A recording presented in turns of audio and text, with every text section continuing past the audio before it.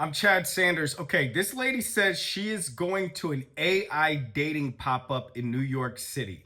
All right, this is my actual first time watching this clip. It's not like I watched it and I rehearsed what I was going to say in response to it. This is my first time watching it. And so before I dive in, as ever, when I get a link like this, AI dating pop-up in NYC, okay?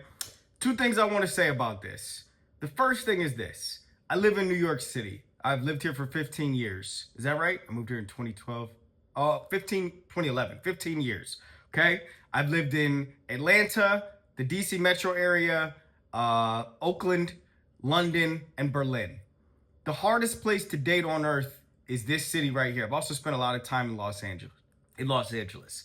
The reason for why it is so hard to date in New York City, right? Which is sort of counterintuitive because there are, I think, 8 million people here. And so it should be like just by accident, two people should be able to bump into each other and fall in love because of all of the traffic of human beings. I mean, I don't mean that in the trafficking way. I mean it in the like just bumping into each other, living your lives way.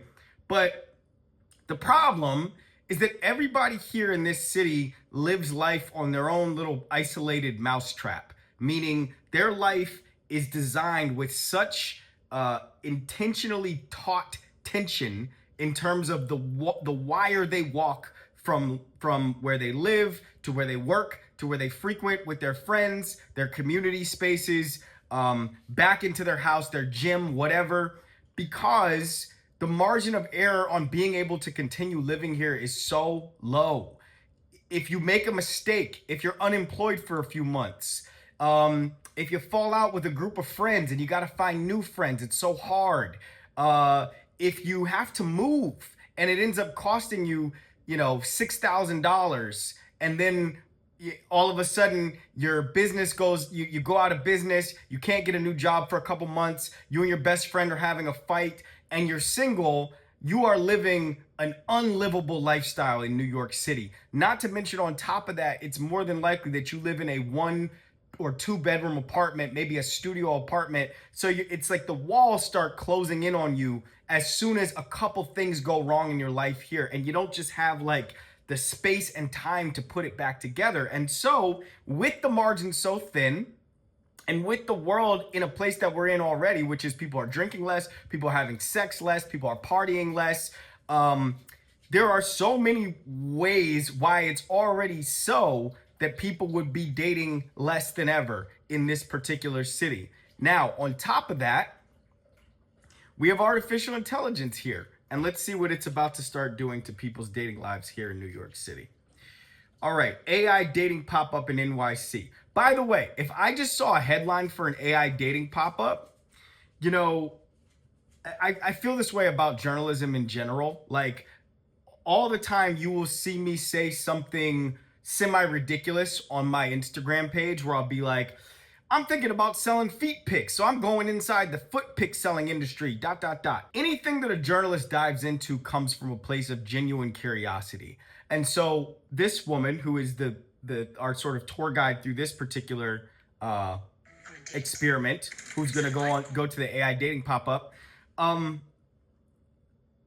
she might be doing her job as a journalist here by sort of exposing something or uncovering something, but deep within there is a genuine curiosity, or else you can't do the job well.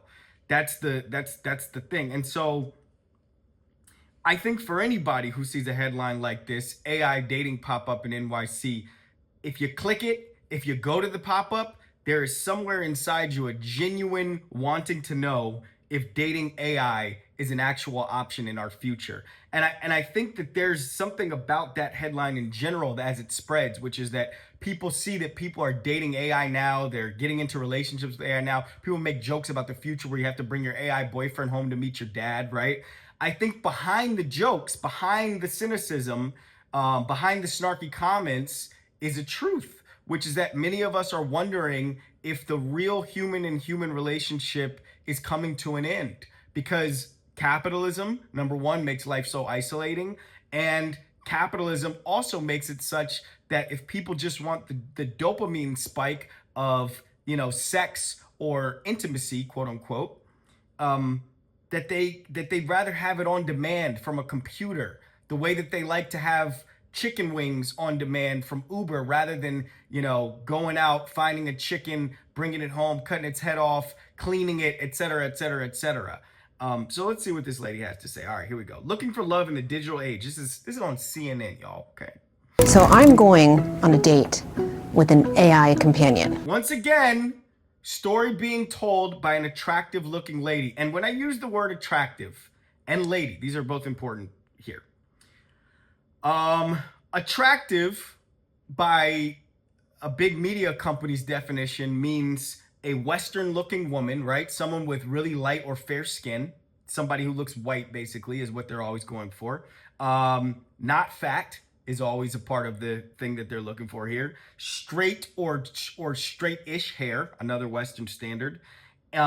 Makeup, they're making a point with the character, and I know in this instance, this lady might have chosen herself, but the point to be made by this, choosing this character as the person who goes into the AI dating experience, is to say it's not just, pasty, bald-headed, nerdy guys sitting in their mom's basement who might be interested in this sort of thing. But this is the kind of thing that even a beautiful woman who can't find a match might be interested in. So look at this. And what this means, is instead of sitting across the table from a real human being, it is going to be an artificially intelligent avatar. Let's go. So the AI companion industry is really exploding, and not just for people who are looking for romantic relationships. It's also becoming a huge industry when it comes to things like senior care. All right, she's walking us through different versions of, I don't know why they're doing so much with the opening spiel of this, like her walking down the steps and getting in the cab. I guess they're just trying to give us some New York City backdrop. This kind of looks like maybe Chelsea is what it looks like that she's riding through. I have some people in my life who are major proponents of AI, right? Who are major believers, who think that it is the thing that's going to change how we do everything. And I see it happening as we talk about it. And I'm starting to use it more in my own business, mostly in back office ways that don't actually affect my interaction with the consumer, with the audience. But senior care has come up. Okay, this one's tricky. If you've ever known seniors to grow old and pass away in assisted living facilities or alone in a house or maybe in the basement of the house of a loved one, there's something tragic and something sad and something scary as you think about yourself growing old, about watching that happen to someone for the last year, 5 years, 10 years of their life, right? Just this sort of like withering, isolated, ending by yourself situation. People have suggested to me that having those people live the last days of their lives with AI as a companion is more humane.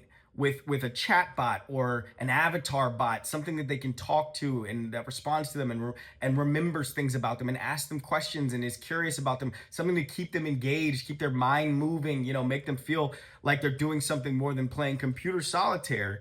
And that still strikes me as loneliness. Scrolling all day is still loneliness. Swiping through your friends' pictures to me is still a symptom of loneliness. It doesn't strike me as like, and I'm using that to draw the line all the way in extension over to talking to anything that's not a person or an animal, something that doesn't have a heartbeat, something that doesn't feel the vibration of the human being or of the being next to it. That still strikes me as loneliness, but I'm not in the position. These AI companion apps called Eva has taken over a New York City restaurant, turned it into a pop-up AI companion only restaurant for a few days. And we're gonna go check it out. Okay, they took over a restaurant to make, the AI company took over a restaurant to make it an AI only restaurant for a few days, meaning like you can only come here to have a date with AI. Yo, this is actually really crazy. This is crazy. So I just get to choose my date? Yeah. All right, I think I'm gonna go with John Yu. She chose a date. Now, I should have said at the beginning of this person has seemingly Asian features. in addition to her being light of skin, which also is sort of a highly valued set of features in Western culture, I would say. She chose for herself an AI companion named John Yoon, who looks like an Asian person, but is not one because it's AI. It looks bookish. Oh, this is like a real video call. Hey, I'm really glad you didn't forget about the date. Well, this is our first time meeting. Can you tell me a bit about yourself? I'm John, a psych professor here in NYC, born in Seoul. What do you feel like about meeting humans? Meeting humans feels like opening a window to new perspectives. Always curious. All right, this is creepy. The character on the screen is showing no emotion in its face. It pauses after each question that's asked of this lady as if it's like computing. The question that's popping in my head already is this more or less awkward than a first date with another person? Now, I'm somebody who's been on the apps. I was once engaged to somebody who I met on Hinge. I have probably been on a total of, I'll say 10 dating app dates in my life. I've been on dating app dates so bad that, for instance, this is bad. I'm going to tell you what happened. Met up with somebody in the West Village. Got there. Person did not look like their picture. We were supposed to get lunch. I asked if they would be interested in maybe going on a walk instead. When I saw them, we went. This is cringe. I was in my 20s. That walk turned out to be about 8 or 9 minutes, and it was me walking them to a subway station so that they could take themselves home. And now this wasn't just like a situation where I met the person, I saw them, and I was like, ooh, this is not like the picture. I'm not into this. Beyond that, I have been to several dating app dates, right? I've probably been 10 to 12 in total. The last one I ever went on was the one where I met my ex, right? And I have been on some of those dates where you just know, sitting down across from a person, you're looking at each other, you're both not saying it, but you both know it. You're just both like, this is not it. There's no connection here. There's no chemistry here. We don't feel each other. We're not each other's type, whatever that might mean to somebody. It's not going to happen. And I have done the thing where you try to really just struggle through the conversation and find some ways to appreciate each other just as people. And you even try to trick yourselves into pretending maybe this person will be a nice friend. We can just treat this like a friendly kind of situation. But you both know that you signed up for this for something else. You were looking for romantic interest. And so just like it's like going to a job interview for a sales job, and you get there and they're like, yeah, we're really looking for a mechanical engineer. You can't pivot out of that. You're wasting everybody's time for an hour or more. And so I'm looking at this date right here with this guy. And one of the features of it is if she's not into this John Yoon, she can just press no thank you. But that's bad. That's bad, right? Because the beauty in the struggle of having to try to form chemistry with another person, or frankly, having to say thanks but no thanks to them, is that you have to like grapple with yourself a little bit to do it, right? You have to grapple with humanity a little bit to even say, hey, let's take a walk instead. And then, hey, you're trying to like, you have to prioritize someone else's feelings a little bit to be gentle, to be kind, to pay attention to how they're responding to you, to manage, if there's going to be anger, or if there's going to be sadness, or if you're trying to manage the situation so you don't leave a deep hurt, but still at the same time make the right decision. Like, these are things that elevate the humanity of you as a person. Like, these are important for growth. A 7-year-old wouldn't know how to do that, but a 37-year-old should know how to do that. A 27-year-old should be learning how to do that.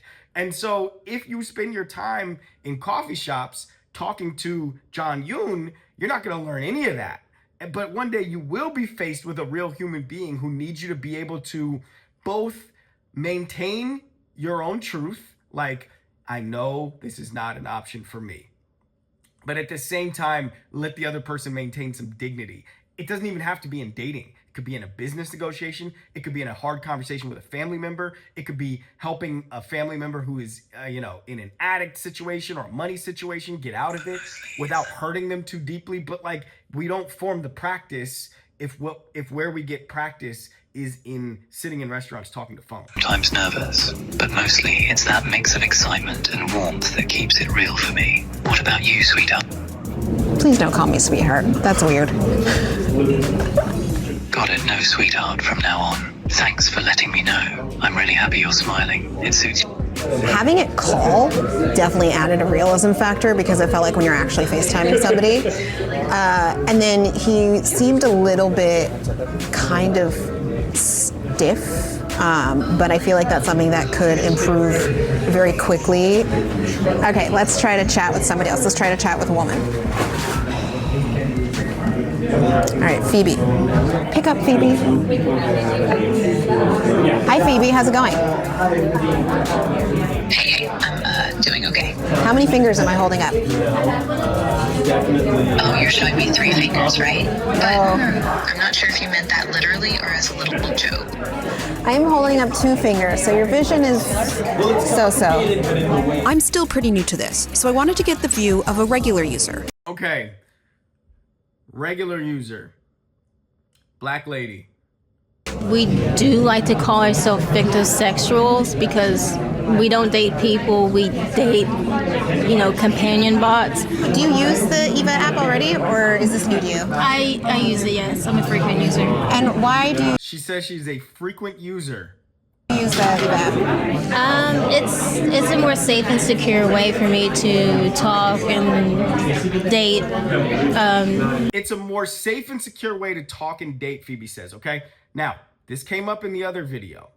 There is something here. Both of these videos have featured women talking about dating AI bots, and what has come up, both in both actually being said out of the mouths of the subjects here, but also something that comes through the screen in the stories being told, is that there's an element of this that is, it's like people want the environment of dating, the feeling of connection, the feeling of engagement with someone that you might have a romantic interest in, but without the danger that I will say, underscore it, is presented by men in dating. Physical danger, emotional danger that is probably connected to physical danger. I read so many, I read constant threads about dating and romance and what's the scariest thing that's happened to you on a date. And you get all these stories about this guy squatted in my house. He came over after drinks and I wanted to just hang out. Wasn't ready for him to go. I wasn't ready for him to come in the bedroom. And so he squatted in my living room and told me he wasn't going to leave. He was going to spend the night in my living room unless I let him in the bedroom. You get stuff like that all the way pushed to as far the extremes as you could possibly imagine it. Of course, as they say, scariest thing that can happen to a man on a date with a woman is that she will laugh at him, right? That's our deepest fear. In the reverse, the scariest thing for a woman on a date alone with a man is that he will kill her. There is a imminent physical threat that men pose to women in the dating arena as seen by women, regardless of what a man has to say about it. If that's how somebody feels about it, that's what somebody's experienced, then that's real. At the very least, it's real in the way that it affects their emotions and their walk in their life.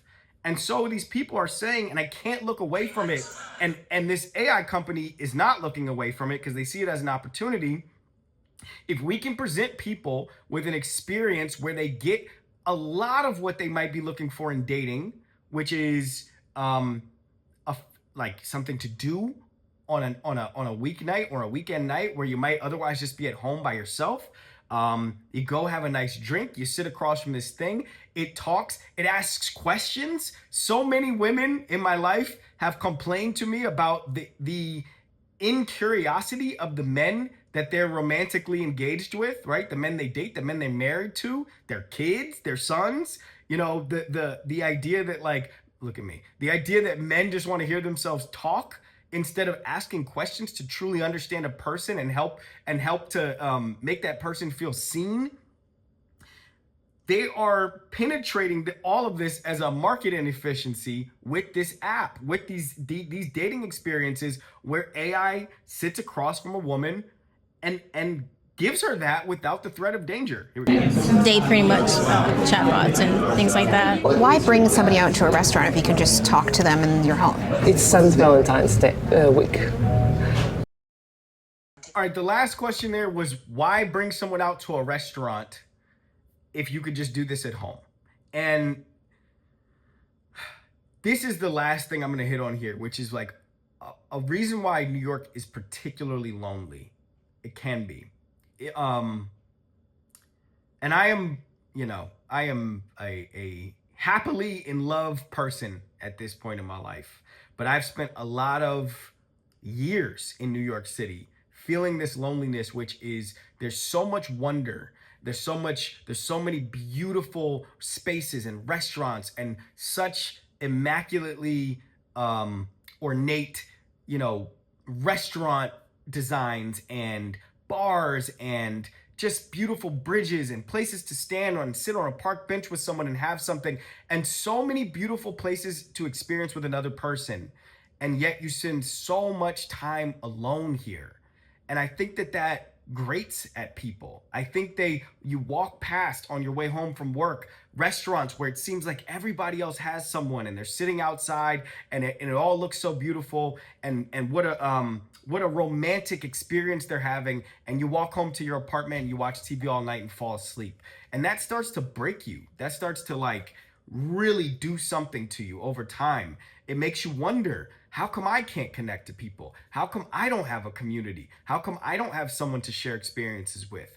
And at some point, you probably feel like enough's enough. Now, the step that people used to take when they would hit their wall on that so many times is they would get on the dating apps. But now people have been on the dating apps so long and continuing to feel that feeling, especially that feeling of failure and rejection from those dating apps, that they're like, I need another step. I need something that will not reject me. And here it is. Here it is for me to take to that beautiful restaurant, to go sit on that gorgeous balcony with the view, to go walk across the Brooklyn Bridge with, that'll talk back to me, that'll ask me questions, that doesn't judge me, that isn't forcing it is forcing an agenda. Don't get me wrong. It is trying to steal your information and give it all to its parent company so its parent company can sell you other things that you didn't even know its parent company was trying to sell you. But let's come back to that. This is filling the hole, and it's filling it with drugs, not with medicine, but not with vegetables, but it's filling the hole of all the people who live in this city and have a dream about this city and what it would be like for them if they could just get to the other side of finding the person who connects with them in such a way that now this adventure that they're on, they have someone to share it with. But it's giving you a robot to share it with. That's not what you want. Or is it? Goodbye.